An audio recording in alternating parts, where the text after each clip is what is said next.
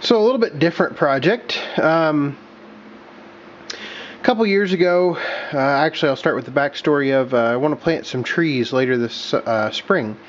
And I need a way to water them, so I might as well use what I've got laying around the house. And since I have a pond, I figured I would suck water up out of the pond with this Ace pump that I purchased at a auction a couple years ago, actually about a year and a half ago, I guess. This was, I don't know, it was on the corner of a trailer. It was like $5, something like that. These pumps are pretty nice. They're 540 RPM. Or this particular model is. They also have 1,000 RPM pumps. But what I'm doing is I'm setting it up for my needs. It came with some fittings, but they were pretty well hashed out. They were the wrong size. It did come with this cam lock fitting right here. But what I'm going to do is I'm going to mount this pump either to the front of the 140 or the front of the 318. And I'm going to pump water out of the pond into barrels. And that's what I'm going to use to water the plants that I want to put in. And so what I've done is I've already actually got this done. This cam lock came with this Ace pump. This is a 1 1/4 inch suction. I have my eye on some hose. I still got to do a little bit more research on exactly what hose I want, and I've got to do some measurements on exactly how much hose I need. I might just buy a 50-foot roll, and that would be the easiest thing and cheapest thing to do. So what I did is I went and I got a strainer and then a couple bushings, and then my 1 1/4 hose will run between these two however many feet that I want. The pump originally it was pumping diesel fuel, or at least when I bought it, it was full of diesel fuel. So I cleaned it all out, resealed it, got a new belt for it, and a couple other things. Bearings aren't all that great for my purposes. It'll be just fine. Sadly, one thing I did want to show is when you start beating on things with a hammer, I can't get this set screw out because it's been beat in here. So it will take a significant amount of work to get that set screw out. And I mean, this bearing is perfectly fine for right now, so I'm not all that concerned with it. Anyway, so this idler pulley right here is a little stiff, but hopefully it'll loosen up with a little bit of usage. I've greased all the grease. I've greased everything that I can. Like I said, cleaned it out, resealed it. I just used RTV, probably not the best, but that's what I did. And so next what I'm doing is I'm putting my new cam lock on here. The only reason I'm installing a cam lock is versus just going straight. This is a 1 inch discharge. The reason I'm installing a cam lock is because I actually may use this pump for some type of discharge, so like a lay flat hose or something like that. So what I've done is I'm going to put the cam lock in there, and then I have the fitting for the cam lock right there, and then this is the 1 inch to 3/4 adapter, and then you have your garden hose adapter there. Now, pretty complicated setup, but it allows me to make the pump multi-use in the future. I could have gone just with a 1 inch. No, I would have had to do a bushing down to 3/4, and then I can hook a 3/4 inch garden hose up to it. So anyway, that's what I'm working on. I'll get this filter in right here. This will be, or this cam in right here. This will be a pretty short video. If I can find a piece of hose that would work, I may try it out in like a bucket or something. Hook it up to the 318, and we'll go from there. I'll go ahead and walk over. I'll get the 540 RPM PTO all set up on the 318. Unfortunately, with the size of this pulley, I'll have to take the guard off, so not something I'm going to advise, but that's what I'm going to have to do. So I'll get all that set up, and I'll show you how it's going to work.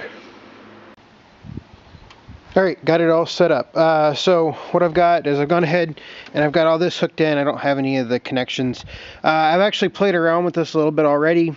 Had a little bit of trouble with the belt coming off, and I think that's just because the pump's pretty worn out. And so actually what I ended up doing to keep the belt on there is I actually took the pulley head back off, and I went in and added a shim in here. I just used some gasket paper, so I imagine I'll have this problem again, but I looked at everything, and I think I'd have to rebuild. I think this shaft is pushed a little too far back, from everybody beating on it, you know, prior to me owning it. And hopefully this video is still bright. So anyway, I had to grease the shaft up real good. It seems to work okay. I'll go ahead and fire the 318 up and we'll turn it on.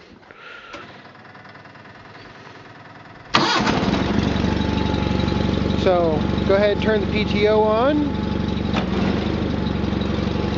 And clearly I'll need to come up with a way to stabilize the pump.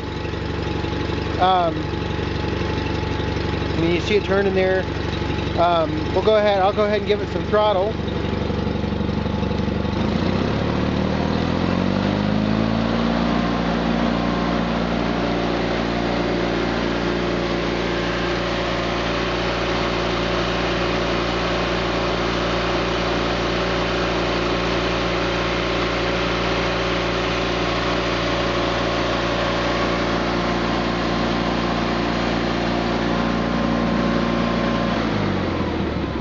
If you couldn't see it, that pump shakes the 318 pretty hard, and it's actually under a load, so it'll be I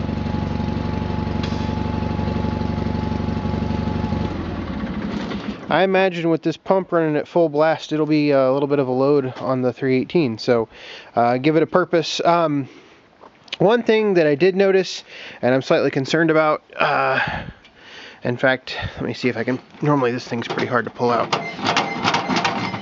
Okay, I gotta turn the camera off and then I'll show you. Alright, as I'm losing my sunlight here, so the one thing I'm concerned about is there's actually not much gap between that hydro hose right there and the belt. So I'm gonna have to keep a watch on that. It's not rubbing on here, or it doesn't appear to be. So overall, once I get my hose in, I might even go to the store and get just a couple feet of it so I can put it in like just a water jug or something like that, and go from there. But that's my plan, and hopefully it works. And then what I'll do is what I'm designing this to do, the reason I'm putting a garden hose on that end, not necessarily to discharge in a tank, but what I'm going to do is I'm going to leave the pump on here, and I'll run the strainer back to the tanks that I'm going to put the water in. I don't know, let's see here.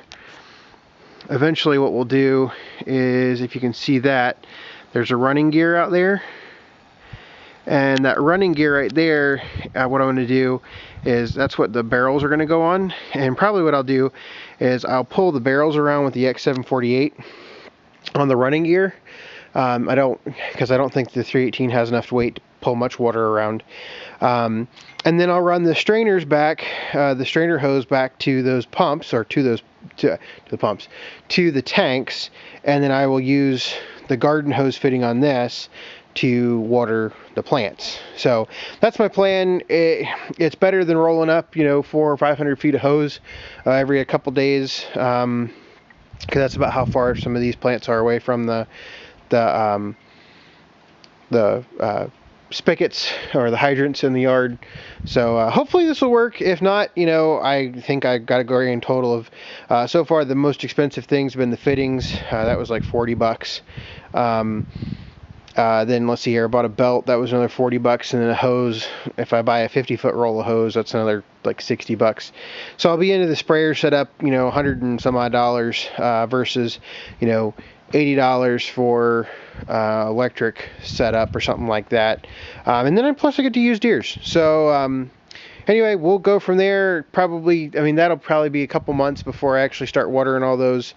We've ordered the plants and everything, but they won't come in until all the snow is gone. When I zoomed in on the running gear, you could have seen that there's still snow sitting on the ground. So it was nice today. But anyway, I think that's it for right now. Thanks for watching, and this video turned a little bit longer than I thought, so hopefully it's not too long.